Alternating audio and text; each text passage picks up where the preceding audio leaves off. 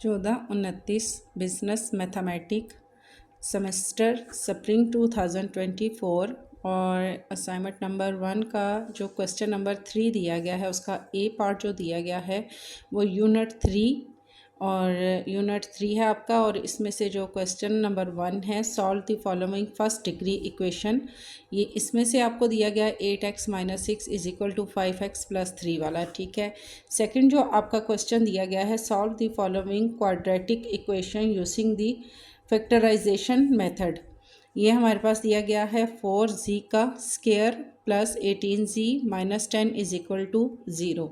Third जो part इसका दिया गया है वो है solve the following quadratic equation using the completing square method, ठीक है। कंप्लीटिंग स्क्वायर मेथड हमने इसमें यूज़ करना है और फिर हमने इसको सॉल्व करना है। इसका बी पार्ट हमें दिया गया है क्वेश्चन नंबर 4 का बी पार्ट,